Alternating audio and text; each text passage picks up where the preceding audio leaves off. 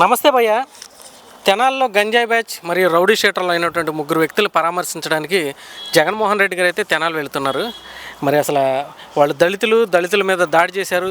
చంద్రబాబు నాయుడికి దళితులంటే ద్వేషం, దళితుల పక్షపాతి కాదు అని చెప్పేసి రకరకాలుగా మాట్లాడుతూ వాళ్ళేదో దేశోద్ధారకులు, సమాజ సేవకులు, వాళ్ళు లేకపోతే సమాజం ఏమైపోద్దో అన్న రీతిలో జగన్మోహన్ రెడ్డి గారు ఆయన మీడియా కావచ్చు మొత్తం కూడా ఒక ఎలివేషన్ ఇస్తా వాళ్ళని పరామర్శించడానికి మా జగన్ అన్న వస్తున్నాడని చెప్పేసి కూడా మాట్లాడుతున్నాయి. వాస్తవానికి చూసుకుంటే అసలు జగన్మోహన్ రెడ్డి గారికి దళితుల గురించి మాట్లాడే అర్హత ఉందంటారా? రేపొద్దున వాళ్ళని పరామర్శకు వెళుతున్న దాంట్లో ఏం అర్థం ఉందని మీరు భావిస్తూ ఉన్నారు? నమస్తే అండి. ఒకప్పుడు తెనాలంటే ఒక రోసయ్య గారు, ఒక సూపర్ స్టార్ కృష్ణ గారు, స్వతంత్ర సమర యోధులు, అలాగే కందిపప్పు, మినపప్పు, మీరు ఈ డాల్ మిల్స్ అన్నిటికీ ప్రసిద్ధి తెనాలి. అలాంటి తెనాలిని 2019-24 మధ్యన గంజాయి వనంగా తయారు చేసింది ఎవరండి? నీ ప్రభుత్వం కదా. సరే, నా దళితులకి నేను మేనమావని, మావయ్య అనగానే దళితులు మావయ్య అనగా నేను ప్రత్యక్షం అవుతానన్నారు. సరే, ఒక్కసారైనా దళితుల్ని ఇంట్లోకి రానిచ్చావా? ఒక్క దళితులనైనా వస్తుంటే గుమ్మం బయట నుంచో పెట్టి మాట్లాడు. ఓకే, అది నీ పర్సనల్ ఒపీనియన్ అనుకో. అది నీ ముఖ్యమంత్రిగా ఉన్న దళితులకి నువ్వు ఇచ్చే గౌరవం అక్కడ తెలిసిపోయింది. సరే, కొన్ని టాపిక్స్ మాట్లాడుకుందాం. అసలు దళితులకి నువ్వేం చేసావు? అసలు 2019-24 మధ్యన మొత్తం సౌత్ ఇండియా అంటే ఆంధ్రప్రదేశ్, తెలంగాణ, తమిళనాడు, కర్ణాటక, కేరళ, గోవా ఎన్ని రాష్ట్రాలతో పోల్చుకుంటే ఆంధ్రప్రదేశ్లో దళితులపై దాడులు ఎక్కువ అని చెప్పి ఒక సర్వే చెప్పింది. ఇది 2019-24 మధ్యన. ఆ రోజు గుర్తుకు రాలేదా దళితులు? ఈ రోజే నీకంటే ఇప్పుడు మీకు దళితులంటే నీకు అధికారం లేనప్పుడే దళితులు గుర్తుకొస్తారు, ఎస్సీలు గుర్తుకొస్తారు, ఎస్టీలు గుర్తుకొస్తారు, బీసీలు, అన్ని కమ్యూనిటీ వాళ్ళు నీకు అధికారంలో లేనప్పుడే గుర్తుకొస్తారు. అధికారంలో ఉన్నప్పుడు మనం తాడేపల్లి ప్యాలెస్ దాటి మనం బయటికి రాం. ఒకవేళ వచ్చినా పరదాలు కట్టుకుంటాం, ఒకవేళ వచ్చినా పెద్ద సెక్యూరిటీలు, అసలు ఏంటి పెద్ద లీడర్లకి, ప్రధానమంత్రులకి, రాష్ట్రపతికి ఉన్నంత సెక్యూరిటీని పెట్టుకుని నువ్వు వస్తావు, పరదాలు కట్టుకుంటావు, మనుషులు బయటికి రానివ్వు, షాపులు క్లోజ్ చేపిస్తావు, రోడ్డు మొత్తం ఖాళీగా ఉండేటట్టుగా నువ్వు ఒక్కడవే అదేదో సినిమాలో ఉంటాడు ఒక ఆయన, నేను సినిమాకి వెళ్ళాలంటే రో ఖాళీ ఉండాలి, థియేటర్ ఖాళీ ఉండాలన్నట్టు నువ్వు రోడ్డు మీదకి వస్తేనేమో అన్నీ మూయిపిచ్చేసి మరి నా దళితులు అన్నప్పుడు దళితుల యొక్క స్కీములు ఎందుకు క్యాన్సిల్ చేసావు? ఎన్ని స్కీములు క్యాన్సిల్ చేసావు?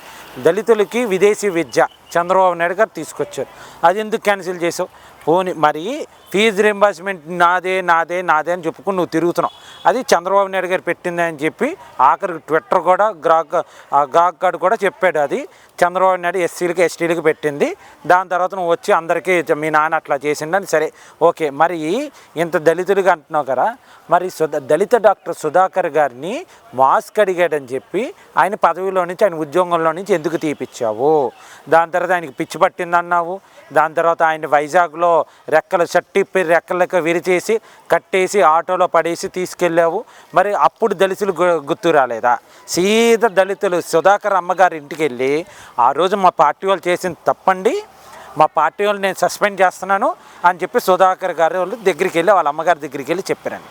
రెండోది, రేపు తాడేపల్లి వెళ్తున్నావు నువ్వు, తెనాలి వెళ్తున్నావు, తాడేపల్లి నుంచి వారదెక్కి విజయవాడ వచ్చి విజయవాడలో కోర్టు ఉంది, ఆ కోర్టు దగ్గరకు వచ్చి కోడికత్తి సీను, పాప అతని పేరు సీను, ఆఖరికి కోడికత్తి అయిపోయింది, కోడికత్తి సీను, వాళ్ళ ఇంటి పేరు కూడా మర్చిపోయి కోడికత్తి సీను. ఆ కోడికత్తి సీనుది ఏం జరిగిందో ఏంట్లో నువ్వు వాన్మూలం ఇస్తే అతనికి బెయిలో సెక్షో ఏదో పడింది, మరి ఆయన లేదు కదా, మరి ఎందుకు చేయట్లేదు? నువ్వు కొడుకొత్తి సీను గురించి ఎందుకు పట్టించుకోవట్లేదు? వాళ్ళింటికి కూడా వెళ్ళి ఆ రోజు మా గవర్నమెంట్లో మా వాళ్ళు చేసింది అత్యుత్సాహం మూలంగా ఈ 5 సంవత్సరాలు మీ అబ్బాయి జీవితం నాశనం అయ్యింది, దానికి నన్ను క్షమించండి అని చెప్పి ఆ సీను వాళ్ళ ఇంటికి వెళ్ళి చెప్పండి. దాని తర్వాత ఓం ప్రకాష్ చిత్తూరు పెద్దిరెడ్డి ఇలాకాలో అది మద్యమా లేకపోతే లిక్కరా లేకపోతే ఏంటని అడిగితే ఏమైందో తెల్లారికి శవమై తేలేడు. దానికి ఎవరు కారణం? మరి ఎవరు కారణం? నీ ప్రభుత్వం, నీ అధికారులు, నీ పార్టీ వాళ్ళు ఎవరో కాబట్టి వాళ్ళ ఇంట్లో వాళ్ళ ఆవిడికి లేకపోతే వాళ్ళ అమ్మగారికి వెళ్ళి ఆ రోజు తప్పు చేసాం కాబట్టి మమ్మల్ని క్షమించండి, వాళ్ళందరినీ పార్టీ నుంచి సస్పెండ్ చేస్తున్నామని చెప్పి చేయండి. అలాగే మంత్రి విశ్వరూపు కొడుకు ఎవరినో దళితుల్ని చంపేశారంట, మంత్రి విశ్వరూపు కూడా ఎవరైతే చచ్చిపోయిన వాళ్ళు ఉన్నారో వాళ్ళ ఇంటికి వెళ్ళండి, మా పార్టీ వాళ్ళు చేసిన తప్పుకి నన్ను క్షమించండి అమ్మా అని చెప్పి వాళ్ళని పరామర్శించి వాళ్ళ పార్టీలో నుంచి తీసేసేయండి. దాని తర్వాత ఇసుక రవాణా అక్రమంగా ఇసుక తోలుతున్నారని చెప్పి తోట త్రిమూర్తులు గారి గురించి ఎవరి గురించి అడిగితే అతని పోలీస్ స్టేషన్లో కూర్చోబెట్టి, ఎక్కడ సాక్షాత్తు పోలీస్ స్టేషన్లో కూర్చోబెట్టి శిరోమండలం చేశారు. అంటే శిరోమండలం అంటే గుండె గీయించారు. మరి ఇప్పుడు ఎవరైతే బాధితుడు ఉన్నాడో వాడి ఇంటికి వెళ్ళి అతని ఇంటికి వెళ్ళి ఆ రోజు చేసిన మా పార్టీ కార్యకర్తలు చేసిన తప్పు కాబట్టి నన్ను క్షమించండి, ఆయన్ని మా పార్టీలో నుంచి సస్పెండ్ చేస్తున్నాము అని చెప్పండి మీరు. దాని తర్వాత ఇంకా అసలు నీ గురించి నీ చరిత్ర, దళితులకి నువ్వు చేసిన అన్యాయం గురించి చెప్పుకుంటూ పోతే పెద్ద లిస్టే ఉందండి, పెద్ద లిస్టే ఉంది. ఆఖరికి ఎవరబ్బా సౌమ్యుడు అది ఇది అని చెప్తావు కదా, డ్రైవర్ ఎమ్మెల్సీ అనంతబాబు అతను ఏం చేశాడు, ఒక దళిత డ్రైవర్ని నువ్వేమన్నావు రేషన్ డోర్ డెలివరీ చేస్తానంటే మీ వాడు ఏకంగా మనిషి చెప్పేసిన డెడ్ బాడీని డోర్ డెలివరీ చేశారు. దానికి ఈ కూటమి ప్రభుత్వం వచ్చిన తర్వాత వాళ్ళ ఇంటి వాళ్ళకి ఒక ఉద్యోగం ఇస్తే దాన్ని మీ పార్టీ వాళ్ళు ఆగం దానికి ఎందుకు ఉద్యోగం ఇస్తారు అన్నారు. సో ఆమెకి భారీగా ఎవరైతే దళిత డ్రైవర్ ఉన్నాడో వాళ్ళ ఇంటికి వెళ్ళి ఆ రోజు మా పార్టీ వాడే చంపాడమ్మా, మమ్మల్ని క్షమించండి, ఆయన మా పార్టీ నుంచి తీసేస్తున్నాము అని చెప్పి తెనాలిరా. అట్లాగే చీరాల కిరణ్ పాపం మాస్క్ పెట్టుకోలేదని అంటే ఆ అబ్బాయిని కొట్టారు. ఆ అబ్బాయి కూడా ఇంటికి వెళ్ళి బాబు ఆ రోజు చేసింది మా వాళ్ళు తప్పు కాబట్టి నన్ను క్షమించండి, మా వాళ్ళని పార్టీలో నుంచి తీసేస్తున్నానని చెప్పండి. దాని తర్వాత అమర్నాథ్ గౌడ్ ఎవరబ్బా, చిన్న పిల్లోడు. ఇప్పుడు రక్షాబంధనాన్ని ఎందుకు కడతారు, అక్క కానీ చెల్లి కానీ ఆపదలో ఉన్నప్పుడు నా తమ్ముడో నా అన్నో రక్షిస్తాడు, ఆ రక్షకి చిహ్నంగా రాఖీ కడతారు. పాపం వాళ్ళ అక్కని ఏడిపిస్తున్నారని చెప్పి వాళ్ళ సొంత అక్కని ఏడిపిస్తున్నారని చెప్పి ఈ అబ్బాయి వాళ్ళతో ఎదురు తిరిగినందుకు ఈ అబ్బాయి చదువుకున్న పుస్తకాలు, ఈ అబ్బాయి చదువుకునే బ్యాగు ఆటిలతోనే తగలబెట్టారు. ఆ అమర్నాథ్ వాళ్ళ ఇంటికి వెళ్ళి ఆ రోజు మా పార్టీ వాళ్ళు చేశారమ్మా, మా పార్టీ వాళ్ళు చేసిన దానికి నన్ను క్షమించండి, నేను మా పార్టీ వాళ్ళ నుంచి తీసేస్తున్నానని చెప్పాలి. అలాగే జడ్జి రామకృష్ణ గారు పాపం ఇది పెద్దిరెడ్డి ఇలాకా పెద్ద పొంగనూరు పుడింగ్ అని చెప్పుకుంటారే, ఆ పెద్దిరెడ్డి ఇలాకాలో పాపం జడ్జి రామకృష్ణ గారిని ఎంత ఇబ్బంది పెట్టారో, ఆ చేయరాని పనులన్నీ చేశారు.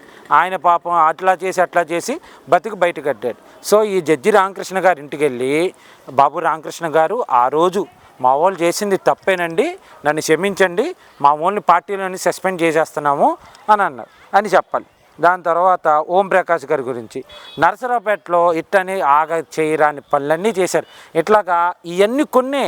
అసలు నువ్వు చేసిన 26 జిల్లాల్లో ఎన్ని అక్రమాలు, ఎన్ని దళితులపై దాడి జరిగినాయో కోకళ్ళు. అందుకే 2019-24 మధ్యన దళితులపై దాడులు ఎక్కువ అంటే సౌత్ ఇండియాలో మన ఆంధ్రప్రదేశ్నే చూపించారు. నీ నందిగాం సురేష్ ఏం చేశాడు, అదే కార్డు వేసుకుని కనిపెట్టినవాడు మళ్ళా. అసలు నందిగామలో ఒకళ్ళు నందిగామలో దేనికి ఏమంటారు, ఏదో జబ్బు చేసినప్పుడు అక్కడ మందు ఇస్తారు. ఆ మందు తీసుకోవడానికి అక్కడ నుంచున్న వాళ్ళ మీద కూడా నువ్వు దళితులు నీ నందిగాం సురేష్ కేసులు పెట్టాడు. వాళ్ళ మీద కూడా అమరావతిలో అరటి తోటలు తగలబెట్టింది ఎవరు, నీ నందిగాం సురేష్. అమరావతిలో దళితులపై దాడులు చేయించింది ఎవరు, నీ నందిగాం సురేష్. అమరావతిలో డ్రోన్లు ఎగరేసింది ఎవరు, దళితుల ఇంట్ల మీద నీ వాళ్ళు. అమరావతిలో దళితులు పొలాలు ఇచ్చింది 1/2 ఎకరం 1/4 ఎకరం ఇట్లా ఇచ్చిన వాళ్ళందరినీ ఎంత హింస పెట్టో. ఆఖరికి ఎమ్మెల్యే శ్రీదేవి గారిని, మీ వైసీపీ ఎమ్మెల్యే శ్రీదేవి గారిని ఎంత ఇబ్బంది పెట్టావు. ఇలా ఆ రోజు గుర్తురాని దళితులు ఈరోజు గుర్తుకొచ్చారా. ఫస్ట్ పాయింట్, నువ్వు అమరావతి దగ్గర నుంచి మాజీ ఎమ్మెల్యే శ్రీదేవి గారి దగ్గర నుంచి మొదలుపెట్టుకుని వీళ్ళందరికీ నన్ను క్షమించండి అని చెప్పుకుంటూ తెనాలి వచ్చి వీళ్ళైనా స్వతంత్ర సమరయోధులా, లేకపోతే వీళ్ళైనా అమాయకుల నోట్లో నాలుగు లేని వాళ్ళ. మొన్న తిరుపతిలో ఒక దళిత స్టూడెంట్పై మీ వైసీపీ కార్యకర్తలు లీడర్ పిల్లలో ఎవరో మొత్తానికి దాడి చేసి వాళ్ళని హింస పెట్టారు. అబ్బాయి పాపం హాస్పిటల్లో జాయిన్ అయ్యి పోలీస్ స్టేషన్కి వెళ్ళి కేసు పెట్టి ఇంత జరిగింది. అంటే నీకు అధికారం పోయినా సరే నీ కార్యకర్తలకు కానీ నీ లీడర్లకు కానీ దళితులంతా చులకనే. సరే ఇప్పటికైనా ఆ పిల్లోడి మీద దాడి చేసి నువ్వు సస్పెండ్ చేసావా? చేయలేదు. సో ఇవన్నీ ఆంధ్రప్రదేశ్ మొత్తం మీద ఒక బస్సు వేసుకో, లారీ వేసుకుంటావు, కారు వేసుకుంటావు, వెళ్ళి అందరి ప్రతి జిల్లాలోనూ లిస్ట్ ఒకటి తీసుకో. దళితులపై ఎక్కడెక్కడ దాడులు జరిగినాయి, నీ వాళ్ళు ఎక్కడెక్కడ దాడి చేశారు. ఫస్ట్ అమరావతిలో మొదలుపెట్టు. 29 గ్రామాలు ఉన్నాయి. 29 గ్రామాల్లోనూ దళితులు ఉంటారు. ప్రతి గ్రామానికి వెళ్ళి ఆ రోజు నేను చేసిన తప్పే అని చెప్పి 29 గ్రామాల వాళ్ళ దగ్గరికి వెళ్ళి నన్ను క్షమించండి అని చెప్పి అక్కడి నుంచి మొదలుపెట్టి నువ్వు అలాగే ఇప్పుడు అన్ని ఊర్లు తిరుక్కుని తర్వాత తెనాలి వచ్చి వీళ్ళ దగ్గర రా. సరే వీళ్ళైనా స్వతంత్ర సమరయోధుల లేకపోతే మంచోళ్ళ అంటే వీళ్ళంత ఎదవలు ఎవరు లేరండి. తెనాల్లో ఐతానగర్లో కనుక్కుంటే వీళ్ళంత ఎదవలు ఎవరు లేరని చెప్తున్నారు. గంజాయి అమ్మేవాళ్ళంట, గంజాయి కొట్టేవాళ్ళంట. వీళ్ళకి బైక్ సైడ్ ఇవ్వలేదని చెప్పి బైక్ పక్క ఆపి కొట్టారండి పాపం వాళ్ళు. ఏది ఉదయం పూట ఏదో పక్క నుంచి వెళ్ళొచ్చు కదా, ఇతనికి సైడ్ ఇవ్వలేదని చెప్పి పాపను కొట్టారు. దాని తర్వాత ఒక కొట్టుగాడ కాలు మీద కొట్టాలా చేయి మీద కొట్టాలా అన్నారు.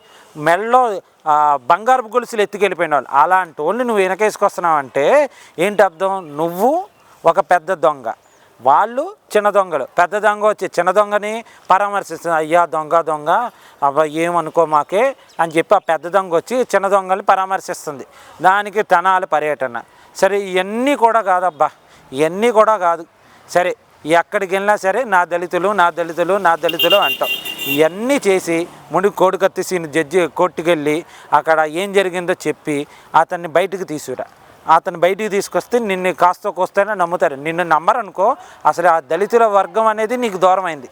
ఎందుకనంటే మీరు చేసిన దళితులపై దాడులు, అసలు మహాసేన్ రాజేష్ గారి మీద చేసిన ఆగడాలు, మహాసేన్ రాజేష్ గారి మీద పెట్టిన కేసులు, పాపం ఆయన ఎక్కడికో వెళ్ళిపోయి ఇవన్నీ కూడా కాదు. ఇదే మహాసేన్ రాజేష్ నీకోసం ఎంత కష్టపడ్డాడు 2019-24 మధ్యలో. మహాసేన్ రాజేష్ ఎంత కష్టపడ్డాడు పాపం.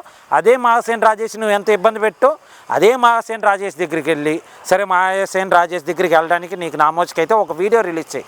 అయ్యా మహాసేన్ రాజేష్ గారు నన్ను క్షమించండి, ఆ రోజు తప్పు జరిగింది నా పార్టీ కార్యకర్తల మీద, నీ మీద ఎవరైతే కేసులు పెట్టారో ఆ లిస్ట్ అంతా ఇవ్వండి, వాళ్ళు నేను పార్టీ నుంచి సస్పెండ్ చేస్తాను అని చెప్పి నువ్వు ఒక స్టేట్మెంట్ ఇక్కడితో అయిపోతుంది. దాంతో నువ్వు తెనాలరా ఇప్పుడు మాట్లాడితే ఏదైనా దానికి నీ దానికి వచ్చేటప్పటికేమో కులం అంట కడతావు. నువ్వు చేస్తేనేమో పత్తిత్తు, ఎదుటోడు చేస్తేనేమో ఇదో అన్నట్టు చెప్తావు. సో నీ ఫైనల్గా ఏంటంటే దళితులపై 2019-24 మధ్యన దాడి జరిగిన ప్రతి ఇంటికి వెళ్ళి అప్పుడు ఎవరైతే వైసీపీ వాళ్ళు దాడులు చేశారో వాళ్ళందరినీ పార్టీ నుంచి సస్పెండ్ చేస్తున్నానని చెప్పి సస్పెన్షన్ లెటర్ వాళ్ళకి అప్పచెప్పి అక్కడి నుంచి నువ్వు ఇక్కడికి వచ్చి తెనాలి వచ్చి వీళ్ళని ఇక్కడ పరామర్శించు. అంతదాకా తెనాలి వచ్చే అర్హత కానీ అసలు వాళ్ళకి అసలు పరామర్శించే అర్హత కూడా లేదు వాళ్ళకి. వాళ్ళంత రౌడీలు, గోండాలు, దౌర్జన్యాలు అన్నీ చేసిన వాళ్ళు. అలాంటి వాళ్ళు నువ్వు పరామర్శించడానికి వస్తే ఏంటి అర్థం? ఇంకా నీ దాని గురించి మాట్లాడడం కూడా దండగ. ఇంకా జగన్ మావయ్య అని దళితులు అన్నప్పుడు ఇక నుంచి నువ్వు పలక మాకు. నువ్వు జగన్ మావయ్య కాదు, దళితులు ద్రోహి జగన్మోహన్ రెడ్డి.